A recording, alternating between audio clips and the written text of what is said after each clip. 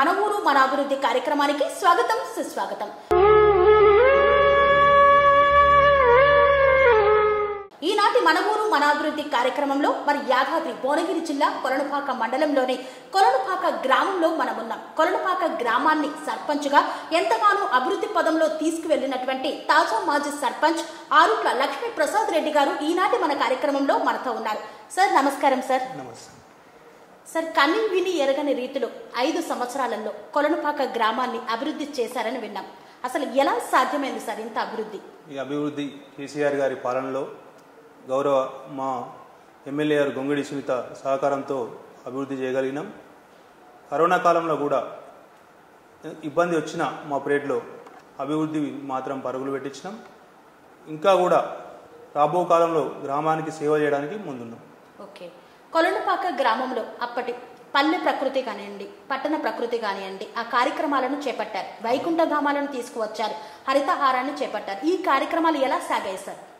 అవి మా సొంత నిధులతోటి ముందు చేసి తర్వాత కూడా ఇంకా బిల్లులు ఆగి ఉన్నాయి. ఇంకా మాకు గ్రామంలో 30-40 లక్షల వరకు బిల్లులు కూడా రావాల్సి ఉంది. సొంత నిధులు వెచ్చించి కూడా మేము ఇక్కడ వైకుంఠ ధామం కూడా కట్టినాం. ఆ తర్వాత పల్లె ప్రకృతి వనం చేసినాం. డబుల్ బెడ్రూమ్ పక్కనే పల్లె ప్రకృతి వనం చేసినాం దుర్గమ్మ గుడి టెంపుల్ దగ్గర ఆహ్లాదకరంగా ఉండేందుకు. అంతేకాకుండా గ్రామంలో సీసీ రోడ్లు కూడా 1 కోటి రూపాయలతోటి సీసీ రోడ్లు గ్రామ పంచాయతీ నిధుల నుంచి పోసినాం. తర్వాత ఎన్ఆర్జీఎస్ నుంచి అప్పటి ఎమ్మెల్యే గారు సునీతా మహేందర్ రెడ్డి గారు సహకారంతో ఎన్ఆర్జీఎస్లో మన సిద్దిపేట హైవే నుండి సోమేశ్వర టెంపుల్ వరకు 50 లక్షలతోటి ఎన్ఆర్జీఎస్ రోడ్డు పోసినాం. ఆ తర్వాత జంగాల కాలనీలో కల్వర్టు కూడా 25 లక్షలతోటి కల్వర్టు పోసినాం. జంగాల కాలనీలో కూడా 10 లక్షల సీసీ రోడ్లు వేసినాం. అంతేకాకుండా మా ఆమ్లెట్ అయిన రాజనగరంలో కూడా ఒక 10 లక్షల సీసీ రోడ్లు పోసినాం. అలాగే బైరా నగరంలో కూడా ఒక 10 లక్షల సీసీ రోడ్లు పోసినాం. సుమారుగా 2 కోట్ల వరకు సీసీ రోడ్లు నిర్మించి, అంతేకాకుండా మండల నిధుల నుంచి కూడా ఒక 40 లక్షల వరకు అండర్ గ్రౌండ్ డ్రైనేజీలు కూడా నిర్మించడం జరిగింది. ఓకే, కొలనుపాక 101 చెరువుల మధ్యలో ఉంది. నెలవు అంటారు. 18 మఠాలు కూడా ఈ కొలనుపాకలోనే కొలువుతీరి ఉన్నాయి. ఎంతో ఫేమస్ అయినటువంటి సోమేశ్వర ఆలయం కూడా ఈ కొలనుపాక గ్రామంలోనే ఉంది. అదేవిధంగా జైన మందిరం కూడా ఉంది ఇక్కడ. మరి ఎన్నో మతాల సమ్మిళితమైనటువంటి కొలనుపాక గ్రామంలో అభివృద్ధి ఇంకా ఏ విధంగా చేయనున్నారు? ఇంకా ఎలాంటి పనులు మిగిలిపోయి ఉన్నాయి? గతంలో కేసీఆర్ గారు ఉన్నప్పుడు యాదగిరి గుట్టని ఎంతో అభివృద్ధి చేసిండు. దాంట్లో భాగంగా కూడా మా గ్రామాన్ని సోమేశ్వర టెంపుల్ని ఎంతో అభివృద్ధి చేస్తాడని ఆశించినాం. కానీ 2,25 లక్షల వరకే అభివృద్ధి పనులు చేయడం జరిగింది. కనీసం ఇంకొక 25-30 కోట్లు మా సోమేశ్వర దేవాలయానికి ఇచ్చుంటే చాలా బాగుండేది. ఇక్కడ శివలింగం ఇక్కడే ఉండి ఇక్కడ నుంచే ఉద్భవించిన రేణుకాచార్యుడు కాబట్టి గొప్ప ప్రదేశం ఇది. అంతేకాకుండా వీరనారాయణ స్వామి కూడా మన గ్రామ పంచాయతీ పక్కనే ఉంది. మంచి హిస్టారికల్ టూరిజం ప్లేస్ ఇది. జైన దేవాలయం కానీ, శివాలయం కానీ, వీరనారాయణ టెంపుల్ కానీ, మంచి దేవాలయాలున్న గ్రామం మన కొలనుపాక గ్రామం. దగ్గరలోనే యాదగిరిగుట్టకు 15 కిలోమీటర్ల దూరంలో, కుమ్రవెల్లి మల్లన్న స్వామికి 30 కిలోమీటర్ల దూరంలో సెంటర్లో ఉన్నది కాబట్టి కొంచెం అప్పటి ముఖ్యమంత్రి గారు ఇంకొకసారి గుట్ట మీద ఎట్లా దృష్టి పెట్టిండో మా ఊరి మీద కూడా పెడితే బాగుండేది. ఇప్పుడు కూడా ముఖ్యమంత్రి రేవంత్ రెడ్డి గారు మాకు ఒక 25-30 కోట్లు ఇస్తే మా దేవాలయం అభివృద్ధి చెందుతుందని ఆశిస్తున్నాను. ఓకే, అంటే 18 మఠాలు ఏ గ్రామంలో కానీ రాష్ట్రంలోని ఎక్కడా లేవు, ఓన్లీ కొలనుపాక గ్రామంలోనే ఉన్నాయి. ఈ మఠాలు మరి ఇప్పుడు శిథిలావస్థకు చేరాయని విన్నాం, నిజమేనా సార్? అవునండి, ఈ మఠాలు శిథిలావస్థకు చేరినాయి. నిజంగా కూడా అన్ని కులాలకు అన్ని మఠాలు ఉన్న గ్రామం కొలనుపాక. ఇప్పుడిప్పుడే ఎవరి మఠాన్ని వాళ్ళు డెవలప్ చేసుకోవాలన్న ఆలోచనతోటి ఇప్పుడు మేదరి వారు వాళ్ళ మఠాన్ని కొంత వాళ్ళు నిధులు సమకూర్చుకొని డెవలప్ చేసుకోవడం జరిగింది. అలాగే ఇక్కడ ఉన్న మఠాలకు కూడా ప్రభుత్వం నుంచి ఆదరణ లభిస్తే అవి పునరుద్ధరించవచ్చు. ఎందుకంటే ప్రతి ఒక్క కులానికి ప్రతి ఒక్క మఠం ఉన్నది కాబట్టి ఇక్కడ మఠాలకు ప్రభుత్వమే పట్టించుకొని డెవలప్ చేయాలని ఆశిస్తున్నాం. ఓకే, కొలనుపాక గ్రామ అభివృద్ధికి వచ్చేద్దాం సార్. 5 సంవత్సరాల మీ కాలంలో ఎలాంటి అభివృద్ధి పనులు చేపట్టారు? నేను నిజంగా చెప్పాలంటే రైతు బిడ్డని. నేను ఫస్ట్ నా గ్రామము ఎట్లా రైతు బాగుపడాలంటే ఏం కావాలన్న ఉద్దేశంతో, నీళ్లు కావాలన్న లక్ష్యంతో, ఇక్కడ నీళ్లు లేకుండే కరువు ప్రాంతం, మా ఆలేరు ప్రాంతం అంతా పాడి మీదనే ఆధారం ఉండే. నేను సర్పంచ్ కాగానే ఫస్ట్ టైం తపాస్పల్లి నుంచి అప్పుడు డాక్టర్ పల్లా రాజేశ్వర రెడ్డి గారి సహకారంతో, మా ఎమ్మెల్యే గారి సహకారంతో సీఎం గారితో ఫోన్ చేయించి నేను తపాస్పల్లి నుంచి మా పిన చెరువుకు నీళ్ళు తెచ్చిన. పిన చెరువుకు నీళ్ళు తెచ్చి సొంత నిధులతోటి 4 లక్షల రూపాయలు సొంత నిధులతోటి అప్పుడున్న మా మిత్రులు ఉప సర్పంచ్ గారు కానీ మా గౌరవ సభ్యులు కూడా నాకు సహకరించారు. వాళ్ళందరి సహకారంతో హిన చెరువు నింపి ఆ చెరువు నుంచి మళ్ళీ ముద్రా సంఘం వారి సహకారంతో కాలువ తీయించి కొచ్చెర్లకు కూడా నీళ్ళు తీసుకొచ్చినాం. నీళ్ళు తీసుకొచ్చి మనము పక్క జిల్లా అయిన జనగాం జిల్లాలో నారాయణపురం దగ్గర కాలువ సరిగా లేకపోతే దాన్ని సొంత నిధులతో మేము చేయించి మా కొలనుపాక చెరువు నింపి అలుగు పోసిన. ఆ తర్వాత కాలానుగుణంగా వర్షాలు పడడం స్టార్ట్ అయినాయి. ఆ కాలువతోటి నేనున్న 5 సంవత్సరాలు కరువు లేకుండా నా గ్రామం సుభిక్షంగా ఉంది. నేను భగవంతుని తెల్లారులేస్తే కూడా అదే కోరుకునేది, పచ్చటి పంట పొలాలు ఉండాలి, చెరువులు ఫుల్లుగా ఉండాలని కోరుకునేది. అట్లనే నా 5 సంవత్సరాల పాలన కూడా సాగింది. కొలనుపాకలో బ్రిడ్జి నిర్మాణం లేక కూడా రాకపోకలకు అంతరాయం కలుగుతుందని విన్నాం. సో దానిపైన ఎలాంటి కార్యాచరణ చేశారు సార్? నిజంగా కూడా మా గ్రామం చుట్టూ వాగులే ఉన్నాయి. ఎటు పోయినా, ఇటు బచ్చనపేట వైపు పోవాలన్నా, ఇటు ఆలేరు వైపు పోవాలన్నా, ఇటు రాజాపేట వైపు పోవాలన్నా, ఇటు రఘునాథపురం వైపు పోవాలన్నా చుట్టూ వాగులే ఉన్నాయి. కాబట్టి మాకు నిజంగా బ్రిడ్జిలు అయితే చాలా అవసరం. గతంలో ఎమ్మెల్యే గారు లాస్ట్ మూమెంట్లో 4.5 కోట్లు శాంక్షన్ చేయించారు, శంకుస్థాపన కూడా చేశారు. కానీ ఇప్పుడున్న ప్రభుత్వం మళ్ళీ దాన్ని ఎందుకు ఆపింది. చుట్టూ ఇటు మాకు ఆమ్లెట్ బైరానగరం ఉంటుందండి, అటు కూడా ఒక బ్రిడ్జి అవసరం. ఇటు పోతే పటేల్గూడెం దారి ఉంది, అటు బ్రిడ్జి అవసరమే. కంపల్సరీ ఇక్కడ కూడా జైన మందిరం దగ్గర కూడా బ్రిడ్జి అవసరమే. ఈ 4 బ్రిడ్జిలు అయితే మా కొలనుపాకకు ఖచ్చితంగా అవసరం. ఎందుకంటే టూరిస్ట్ వచ్చే ప్లేస్ కాబట్టి ప్రతి శని ఆదివారాలు కూడా ఇక్కడ దర్శనానికి వేలల్లో జనాలు వస్తారు. గతంలో ఎమ్మెల్యే గారు కూడా, ఇప్పుడున్న ఎమ్మెల్యే గారు కూడా గతంలో ఇక్కడ కాంగ్రెస్ పార్టీలో ఉండి ధర్నాలు చేసిండు. ఇప్పుడు సార్ ఎమ్మెల్యే గారికి అన్ని తెలుసు. ఎమ్మెల్యే గారు ఖచ్చితంగా కూడా ఇప్పుడు పట్టించుకొని మా కొలనుపాక చుట్టూ కూడా బ్రిడ్జిలు నిర్మించాల్సిన అవసరం ఉన్నది. అది ఒక సర్పంచ్ గా నేను వాళ్ళ వరకు తీసుకెళ్లగలిగాను, కానీ నేను చేసే పని కాదు కాబట్టి అది నేను చేయలేకపోయినా. వాళ్ళ దగ్గరికి ప్రతి మారు 5 సంవత్సరాలలో అప్పుడున్న ఎమ్మెల్యే గారిని కలవడం జరిగింది. వారు లాస్ట్ మూమెంట్లో మాత్రం దానికి నిధులు శాంక్షన్ చేయించారు. ఇప్పుడు నెక్స్ట్ చేస్తారనేది ఒక ఆలోచన ఉంది. అంటే ఇప్పుడున్నటువంటి బిర్లా ఐలయ్య ఈ యొక్క బ్రిడ్జ్ నిర్మాణ పనులు చేపట్టాలని కోరుకుంటున్నాం. అంతే. 5 సంవత్సరాలలో కొలనుపాక గ్రామంలో పాఠశాలల పరిస్థితి ఎలా ఉంది? గతం కన్నా మెరుగ్గా ఉంది. ఇంగ్లీష్ మీడియం కూడా స్టార్ట్ చేశారు కాబట్టి గతం కన్నా మెరుగ్గా ఉంది. కానీ ఇంకా కూడా పాఠశాలలు కానీ వైద్యశాలలు కానీ ప్రభుత్వాలు మెరుగుపరచాల్సిన అవసరం ఉంది. ఉచిత పథకాల కన్నా మీద దృష్టి విద్యా వైద్యం మీద పెడితే బాగుంటది అనేది నా ఆలోచన. ఓకే, ఉచిత పథకాలు అనంటే ప్రస్తుతం 6 గ్యారంటీలతోటి అధికారంలోకి వచ్చింది కాంగ్రెస్ ప్రభుత్వం. సో ఆ 6 గ్యారంటీల్లో ఒకటి కూడా ప్రజలకు ఉపయోగపడేది లేదంటారా? అంటే ఉచితాలు ఇచ్చుకుంటూ పోతే మనుషుల్ని సోమరిపోతులమే అవుతున్నాం అనేది ఆలోచనలో ఉన్నాం. ఉచితాలు పెంచుకుంటూ పోతే ఇవాళ గతంలో ఎన్టీఆర్ గారు 5 రూపాయలకు ఉన్నప్పుడు 2 రూపాయల కిలో బియ్యం ఇచ్చారు. ఇవాళ ఫ్రీగా ఇస్తున్నారు. ఇవాళ 30 రూపాయల కేజీ బియ్యం, 50 రూపాయల కేజీ బియ్యం అనేది ఫ్రీ ఇస్తున్నారు. నిజంగా కూడా తెలంగాణలో పని చేసేటోళ్ళు తక్కువైపోతున్నారు. ఇవాళ బీహార్ నుంచి లేబర్ని తీసుకోవాల్సిన పరిస్థితి వచ్చింది. ఒక ఇంట్లో 4-5 పింఛన్లు వచ్చే ఇల్లు కూడా ఉన్నాయి, 10,000 పింఛన్లు వచ్చే ఇల్లు కూడా ఉన్నాయి మా దగ్గర. సరే, ఒకటి వికలాంగుల పింఛన్ అనుకో, విడో పింఛన్ అనుకోండి, వృద్ధాప్య పింఛన్ అనుకోండి. అలా కాకుండా వీళ్ళకి కనుక మనము విద్యార్థులకు విద్యను ఇచ్చి వైద్యం ఫ్రీగా ఇస్తే ఇవాళ రేపు మనం హాస్పిటల్ ఖర్చులకు ఏ కుటుంబమైనా నెలలో ఒక 4-5 వేలు పెట్టాల్సి వస్తున్న పరిస్థితులు ఉన్నాయి. షుగర్ అని, బీపీలని ఇవన్నీ ఉన్నాయి. కాబట్టి మంచి హాస్పిటల్స్ చేసి మంచి విద్యను అందిస్తే ఈ ఉచితాలు తగ్గించుకోవచ్చామని ఏమో అనేది నా ఆలోచన. ఓకే, సో కళ్యాణ లక్ష్మి, షాదీ ముబారక్ లాంటి చెక్కులు పేద మహిళల పెళ్లిళ్ల కోసం కేసీఆర్ గారు ప్రవేశపెట్టారు. మరి ఆ చెక్కులు మీ హయాంలో వచ్చాయా? గ్రామంలో మా హయాంలో చాలా వచ్చాయండి. మేము అది నిజంగా కూడా కేసీఆర్ గారు అదొక మంచి ఆలోచన. ఎందుకంటే పేదింటి ఆడపిల్ల కోసం ఫస్ట్ 56,000 రూపాయలు ఇచ్చారు, తర్వాత 1,00,000 రూపాయలు ఇచ్చారు. అది మంచి పథకం అండి. ఎందుకంటే పేదవాడి పెళ్లి ఖర్చు మొత్తం వెళ్ళిపోతుంది. పేదింటి వాళ్ళ పెళ్లి ఖర్చు కానీ, లేకపోతే అప్పుడున్న రేటు ప్రకారం ఒక 2 తులాల బంగారం కూడా వచ్చేది పేదవాళ్ళకి. అది మంచి కేసీఆర్ గారి మంచి స్కీమ్ అదొకటి.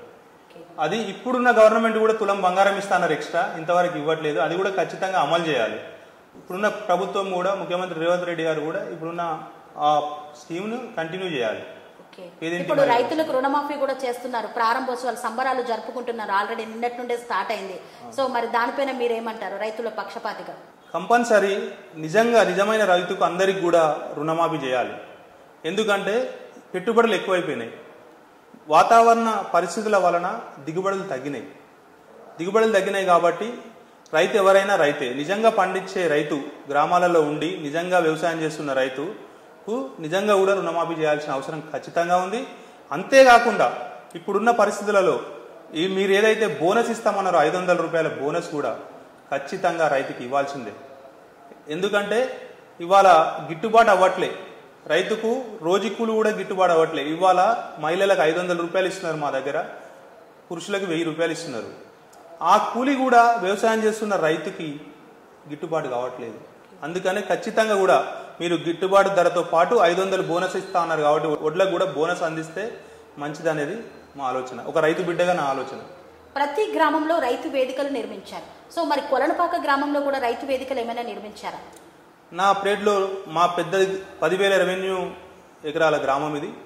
దీనికి రెండు రైతు వేదికలు వచ్చినాయి. ఒకటి పటేల్గూడెంలో దీనికి వచ్చింది. మా ఊర్లో కూడా రైతు వేదిక, నేను మిత్రుడు మా మాజీ సర్పంచ్ గారు గతంలో ఎకరం గడి ఉండే, ఆ గడిని క్లీన్ చేయించి, ఐలయ్య గారు గడిని క్లీన్ చేయించి దాంట్లో దాతల సహకారంతో వాటర్ ప్లాంట్ నిర్మించిండు.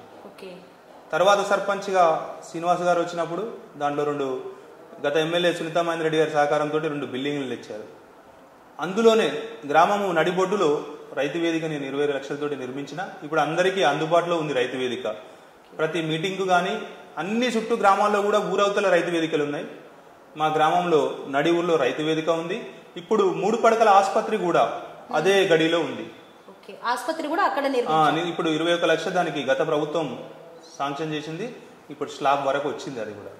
అది కూడా అది గడిలోనే ఉంది. మీరున్న హయాంలోనే ఆసుపత్రి కూడా వచ్చింది. అంబులెన్స్ సర్వీస్ కానివ్వండి, 108 కానీ ఎలా ఉంది? అంటే చుట్టూ వాగులు ఉన్నాయి అన్నారు, మరి అలాంటి పరిస్థితులలో ఎలా వస్తుంది? అలాంటి పరిస్థితుల్లో నిజంగా కూడా చాలా ఇబ్బంది అవుతుంది. వర్షాలు గత 3 సంవత్సరాలు అయితే మాకు వాగులు దాటకుండా 1-2 రోజులు వచ్చిన సందర్భాలు ఉన్నాయి. అలాంటి సందర్భాలలో మాకు చావే శరణ్యం లాగా ఉంది గ్రామంలో.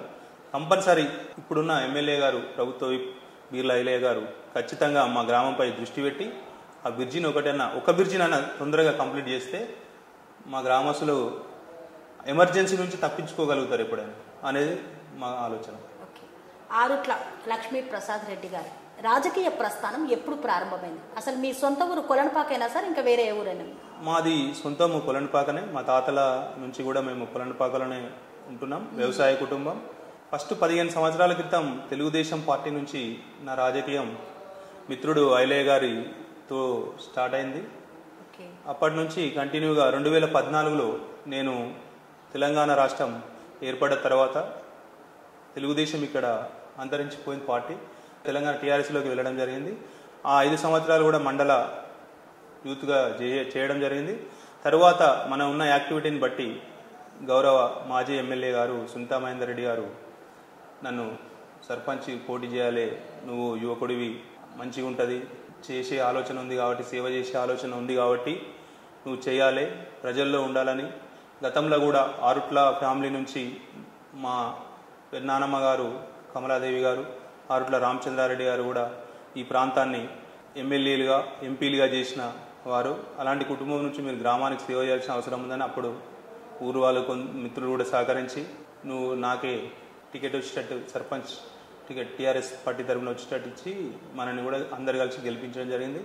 వాళ్ళందరికీ కూడా నేను ఈ టీఆర్ న్యూస్ ద్వారా మా గ్రామ ప్రజలకు కూడా నన్ను ఆదరించారు. 5 ఏళ్ళు నాకు ఓటు వేయని వాళ్ళు కూడా తర్వాత నన్ను ఆదరించారు. వాళ్ళందరికీ కూడా నేను ప్రత్యేక ధన్యవాదాలు తెలియజేస్తున్నాను. ఆరుట్ల కమలాదేవి రామచంద్రారెడ్డి గారని మీరే పేరు తీశారు. వారి యొక్క పేరు ఎంతో కీర్తి ప్రతిష్టలు సాధించుకున్నారు. సో అసలు వారు యొక్క చేసినటువంటి కార్యక్రమాలు ఏంటి? ఎందుకు ఇప్పటికీ కూడా వారిని ప్రజలు ఆదరిస్తున్నారు? వారు నిజాం నిరంకుశ పాలనకు వ్యతిరేకంగా పోరాడిన గొప్ప నాయకులు వారు. ఈ గడ్డ కోసం అప్పటి రజాకారుల పాలనను విముక్తి చేయాలన్న ఆలోచనతో రామచంద్రారెడ్డి గారు ప్రజల్లో ఐక్యత తీసుకొచ్చి రజాకారులతో పోరాటం చేయడం జరిగింది. ఆ పోరాటంలో నానమ్మ గారైన కమలాదేవి గారు కూడా ఆయనకు అండగా నిలబడి తుపాకీ బట్టి యుద్ధం చేసిన గొప్ప వీరనారి. వాళ్ళు నిజంగా కూడా పుట్టిన బిడ్డను, చంటి బిడ్డను ఇంట్లో వదిలేసి గుట్టలలో అడవులలో బతికిన రోజులు అవి చెప్పాలంటే కూడా వర్ణాతీతం. అలాంటి ఫ్యామిలీలో నేను కూడా ఉండడం నాకు గొప్ప వరం అని నేను భావిస్తున్నాను. అందుకే నేటికి వారిని స్మరించుకుంటూ ఉంటారు ఇక్కడి ప్రజలు. అవును. సో మరి ఇప్పుడు మీ యొక్క ఫ్యామిలీ ఏ విధంగా ఉంది? ఆరుట్ల కమలాదేవి వారి ఫ్యామిలీ అని చెప్పారు. మీ ఫ్యామిలీ, మీ పిల్లలు, మీరు ఏం చదువుకున్నారు? మీ వైఫ్? మా వైఫ్ వచ్చేసి పక్కనే ఆలేరండి మాది అత్తగారు. మా వైఫ్ వచ్చేసి డిగ్రీ చేసింది, నేను వచ్చేసి ఇంటర్ డిస్కంటిన్యూ.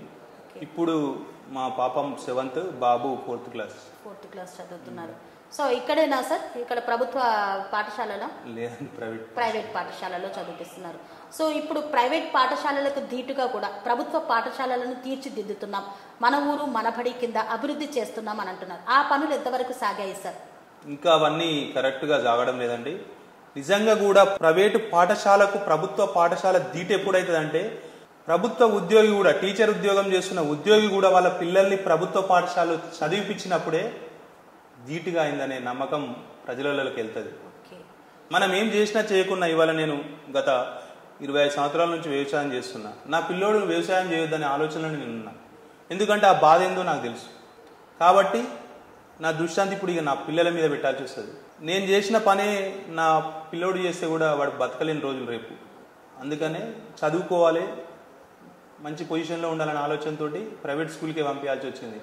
అదే గవర్నమెంట్ స్కూల్ టీచరు అదే స్కూల్లో చదివిపిస్తే, అరే నా పిల్లని కూడా పంపిస్తే, అరే వాళ్ళ పిల్లోడు వస్తుండు కదా అన్న ఆలోచన అందరికి వస్తుంది. అప్పుడు ప్రైవేట్ స్కూళ్ళకి అప్పుడు ధీట్ అయినట్టు లెక్క, నా ఉద్దేశంలో మాత్రం. ఓకే, అంటే సరైన సౌకర్యాలు ఉంటే అందరి పిల్లలు కూడా ప్రభుత్వ పాఠశాలకు వెళ్ళే అవకాశం ఉంది అంటారు. ఉంది. సో మీరున్నటువంటి హయాంలో సర్పంచులు బిల్లులు రాక చాలా అవస్థలు పడ్డారని, కొంతమంది భిక్షాటన చేసిన వాళ్ళని కూడా చూసాం. సర్పంచులు వెళ్ళి మాకు నిధులు రావట్లేదు, అప్పులు తెచ్చాం, వడ్డీలకు సరిపోవట్లేదు అని. అలాంటి ఇబ్బందిని ఏమన్నా మీరు ఎదుర్కొన్నారా? ఎదుర్కొన్నామండి మేము కూడా. నిజంగా కూడా మా టైంలో కరోనా రావడం అనేది మాకు కొంచెం ఇబ్బందికరమైన విషయం. అప్పుడే రాష్ట్ర బడ్జెట్ ఆర్థికంగా వెనుకబడ్డది. మాకు కూడా ఈ బిల్లులు, ఇప్పుడు సీసీ రోడ్లు చేసిన బిల్లులు కానీ, ఊర్లో కొన్ని పనులు చేసిన బిల్లులు కానీ, ఇవన్నీ బిల్లులు కూడా ఇంకొక 45 లక్షల వరకు రావాల్సి ఉంది. నిజంగా కూడా ఇప్పటికీ రావాల్సి ఉన్నది. ఎంబీలు చేసి ఉన్నాయి. మేము ఆ టైంలో 2 ఏళ్ళు గత ముఖ్యమంత్రి గారు మాకు పెండింగ్ పెట్టిండు. అవన్నీ కూడా ఇప్పటి ముఖ్యమంత్రి గారు కూడా పరిస్థితి అప్పుడు ఉన్నప్పుడు ముఖ్యమంత్రి కాకముందు ఏమన్నాడంటే, ప్రతి మీటింగ్లో కూడా నేను సర్పంచ్ల కష్టాలు తెలుసు, అన్ని బిల్లులు మేము రిలీజ్ చేస్తాం మేము వచ్చినాక అన్నాడు. అందుకే కొంతమంది సర్పంచ్లు కూడా సైలెంట్ అయిపోయినారు. వస్తే వాళ్ళన్న రిలీజ్ చేస్తారేమో, ఆ ప్రభుత్వం అని వస్తుందని. ఇప్పుడు ఎవరు సపోర్ట్ చేయట్లేదు. మేమందరినీ కూడా గతంలో, ఇప్పుడు మా సర్పంచ్ సంఘంలో తరపున కూడా మొన్న మన గవర్నర్ గారిని కూడా కలవడం జరిగింది. మా బిల్లుల కోసం ప్రాధేయపడుతున్నాం. నిజంగా కూడా నాకంటే కొంచెం తాతలు సంపాదించిన ఆస్తుంది కాబట్టి తెలుస్తలేదు, కానీ అలా లేని వాళ్ళు చాలా ఇబ్బందులు పడి చాలా కష్టాలలో ఉన్నారు సర్పంచులందరూ. దయచేసి ముఖ్యమంత్రి రేవంత్ రెడ్డి గారు కూడా మా బిల్లుల్ని తొందరగా రిలీజ్ చేస్తే మేము ఆయనకు రుణపడి ఉంటాం. సో ఇప్పుడు అందరూ గెలిచిన వారు, ఓడిన వారు, ఉన్నవారు, క్యాడర్ అంతా కాంగ్రెస్ ప్రభుత్వం వైపు చూస్తోంది. సో అలాంటి ఏమైనా వెళ్ళే అవకాశం ఉందా మీరు? నాకైతే అలాంటి ఆలోచన లేదండి. ఇప్పుడు నేను ఒక పార్టీలో గెలిచిన, టీఆర్ఎస్ పార్టీలో గెలిచిన, మా కార్యకర్తలు ఉన్నారు, టీఆర్ఎస్ పార్టీలోనే ఉంటా. ఇప్పుడైతే నాకు అలాంటి ఆలోచన లేదు. ఏం ఆలోచన లేదు. సో టీఆర్ఎస్ పార్టీలోనే కొనసాగుతారు. ఓకే. కొలనుపాక అభివృద్ధిలో ఎంతగానో కష్టపడి గ్రామ అభివృద్ధికి సహకరించి ఎన్నో పనులు, కార్యక్రమాలు చేపట్టారు. సో ఇంకా మీ కొలనుపాక గ్రామంలో మిగిలిపోయిన అభివృద్ధి పనులు ఏమైనా ఉన్నాయా? మా గ్రామానికి ఇది కావాలి అని మీరు ప్రభుత్వాన్ని అడుగుతున్నది ఏంటి? నిజంగా కూడా ఇది చాలా హిస్టారికల్ ప్లేస్ కాబట్టి ఇది ఎంత చేసినా ఎప్పుడు ఒడవదు. ఇది ఈ గ్రామంలో ఎన్ని డెవలప్ చేసినా ఒడవదు. ఇది మళ్ళీ నియోజకవర్గంలో పెద్ద గ్రామం కొలనుపాక అనేది. దీనికి చుట్టూ వాగులున్నాయి కాబట్టి కంపల్సరీ ఎవరు వచ్చినా ఈ బ్రిడ్జిలన్నీ కంప్లీట్ చేయాలి ఒకటి. అంతేకాకుండా అండర్ గ్రౌండ్ డ్రైనేజ్ సమస్య కూడా ఊర్లో చాలా ఉంది, అదొకటి కొంత అవసరం ఉంది. అంతేకాకుండా ఇప్పుడు పోయిన సంవత్సరం 2 సంవత్సరాలు వాగు వచ్చింది, ఇప్పుడు కరువులాగా వచ్చింది. నీటి నిల్వ చేయడానికి చెక్ డ్యాములు లేవు. వాగొచ్చి ఇసుక అంతరించిపోయింది, ఇండ్లకు కానీ అంతరించిపోయింది. వాగొచ్చి ఉట్టిగానే నీళ్లు రోడ్డు మీద ప్రవాహం లాగా పోతున్నాయి వాగుల నుండి కూడా. వాటికి చెక్ డ్యామ్లు అవసరం, నిల్వ చేసుకోవడానికి కావాలంటారు. 2 కిలోమీటర్లకు ఒక చెక్ డ్యామ్ నిర్మిస్తే ఇక్కడ రైతులు ఒక 2-3 ఏళ్ళు కరువు వచ్చినా కానీ వాటర్ స్టోరేజ్ తగ్గదనేది మా అభిప్రాయం. అభిప్రాయం. అవి కూడా కంపల్సరీ ఒక 4-5 చెక్ డ్యామ్లు మా విలేజ్కి వేస్తే ఇక్కడ మా కొలనుపాకతో పాటు పక్కనున్న ఆలేరుకు కూడా నీళ్ళ సౌకర్యం ఉంటుంది. ఎటు మాది చుట్టూ 5 కిలోమీటర్ల ప్రాంతం అండి. 5 కిలోమీటర్ల వరకు మా రెవెన్యూ.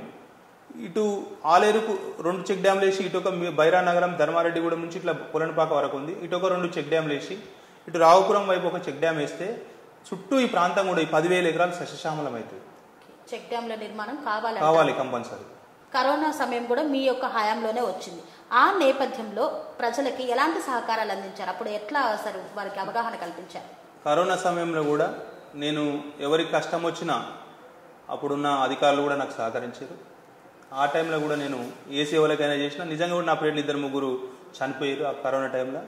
వాళ్ళ అంత్యక్రియలలో కూడా నేను చేయడం జరిగింది. మా సఫాయి సిబ్బందితోటి వాళ్ళ సహకారం తీసుకొని ఎవరైనా నిజంగా కొంచెం కరోనా వచ్చి ఇబ్బంది పడుతున్నా మాకు లేదు అని నాకు ఫోన్ చేసి చెప్తే పక్కన షాపులకు చెప్పి వాళ్ళకు డబ్బులు అరేంజ్ చేసి అలాంటి సాయం కూడా చేయడం జరిగింది. కానీ నేను ఎప్పుడు ఎక్స్పోజ్ చేసుకోలేదు.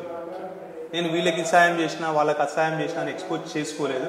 ఎవరైనా నాకు ఫోన్ చేసి అన్న నాకు ఇబ్బంది ఉంది, జర బియ్యం లేవు లేకపోతే సరుకులు లేవు అంటే కూడా వాళ్ళకి నేను కరోనా సమయంలో పంపించడం జరిగింది. గత 5 సంవత్సరాలు కూడా ఎవరు చనిపోయినా పేదవారు చనిపోతే ప్రతి ఇంటికి ఒక 50 కిలోల బియ్యం పంపించిన. 5 సంవత్సరాలలో కూడా వీపిడి బియ్యం పంపించిన. కానీ వీళ్ళకి ఇచ్చి ఫోటో పెట్టుకోవడం ఎక్స్పోజ్ చేయడం నాకు నచ్చదు, అది చేయలేదు. సహాయం చేసుకుంటూ వెళ్తున్నారు అంతే. సో మరి ఈ 5 సంవత్సరాలు ఇక్కడి ప్రజలు మిమ్మల్ని ఎంతో అభిమానంతో గెలిపించి మీ ద్వారా వారి సేవలను పొందారు. మరి ఆ యొక్క కొలనుపాక గ్రామ ప్రజలకు ఏం చెప్పదలిచారు సార్? నిజంగా కూడా 5 సంవత్సరాల్లో నన్ను ఒక తమ్ముళ్లాగా వాళ్ళ బిడ్డలాగా చూసుకున్నారు. ఎందుకంటే నేను కొంచెం మెత్తటి మనస్తత్వం గల మనిషిని. వాళ్ళలో కలిసిపోయి అందరూ నా వాళ్ళే. నేను పార్టీలకు అతీతంగా ఉన్నాను. టీఆర్ఎస్ పార్టీ నుంచి గెలిచిన అన్ని పార్టీ వాళ్ళతో కలిసి పనిచేసిన అందరూ మనోళ్ళే. గ్రామం అంటే మన కుటుంబం లాగానే ఫీల్ అయినా వాళ్ళు కూడా లచ్చన్న, నా పేరు లక్ష్మీప్రసాద్ రెడ్డి అని అందరూ లచ్చన్న అని పిలుస్తారు. అట్లనే చూసిరు, వాళ్ళ సోదరునిగా చూసిరు. అందరూ నాతోటి మంచి సహకారం చేశారు. 5 ఏళ్ళు కూడా నన్ను ఇబ్బంది పెట్టకుండా సహకరించారు. వాళ్ళకి TRI9 న్యూస్ తరపున ప్రత్యేక ధన్యవాదాలు నా గ్రామ ప్రజలకు తెలియజేస్తున్నాను. కొలనుపాక గ్రామ తాజా మాజీ సర్పంచ్ అయినటువంటి ఆరుట్ల లక్ష్మీప్రసాద్ గారు మరి ఇంతవరకు 5 సంవత్సరాలలో కొలనుపాక గ్రామానికి చేసినటువంటి అభివృద్ధి పనులు, ఇంకా మిగిలిపోయినటువంటి పనులు, ఒక గ్రామ వాసిగా రైతుల సంక్షేమాన్ని కోరుతూ ఇక్కడ ఉన్నటువంటి ప్రజలకు మరి ఇప్పుడున్నటువంటి ప్రభుత్వం నుండి ఎలాంటి సహాయ సహకారాలు కావాలో వారి మాటల్లో తెలిపారు. మరి ఇక్కడ ఉన్న ప్రజలు కూడా వారిని అంతే ఆదరాభిమానంతో ఆదరించినందుకు వారికి ధన్యవాదాలు తెలిపారు. ప్రజా సేవలు ఇదే విధంగా ప్రజా ఆశీర్వాదంతో ఇంకా అత్యున్నత పదవులు పొందాలని ఆకాంక్షిస్తూ మరి వారి యొక్క సేవలు కొలనుపాక గ్రామ ప్రజలు అందుకోవాలని కోరుకుంటూ క్యానైన్ టీవీ.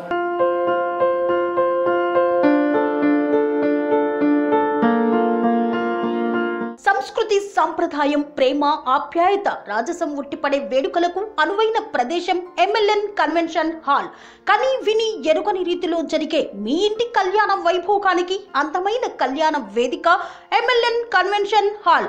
MLN కన్వెన్షన్ హాల్ ప్రత్యేకతలు: సువిశాలమైన wedding halls, centralise AC banquet hall మరియు విశాలమైన డైనింగ్ హాల్, వధువరుల కోసం ప్రత్యేక AC మరియు నాన్ AC గదులు, నక్షత్రాల వెలుగులో పచ్చని పచ్చికపై పార్టీల కోసం అనువైన గార్డెన్. MLN కన్వెన్షన్ లో CCTV పర్యవేక్షణతో పూర్తి భద్రత. ఎక్స్పీరియన్స్ అండ్ ప్రొఫెషనల్ వర్కర్స్ గల అన్నపూర్ణ గ్రూప్ వారి సేవలు. 2000 వాహనాలు పార్కు చేసేందుకు సువిశాల పార్కింగ్ సౌకర్యం. మీ ఇంట జరిగే అన్ని శుభకార్యాలకు, పెళ్లి, reception, engagement, birthdays, get together, corporate events, ఏ ఇతర శుభకార్యాలకైనా అందమైన వేదిక MLN కన్వెన్షన్ హాల్. బుకింగ్ కోసం సంప్రదించండి 7550438888 మరియు 7550428888. మా అడ్రస్ చీర్యాల లక్ష్మీ నరసింహస్వామి దేవాలయం ప్రక్కన, near outer ring road, Keesara junction, Cheeryal గ్రామం, మేడ్చల్ జిల్లా.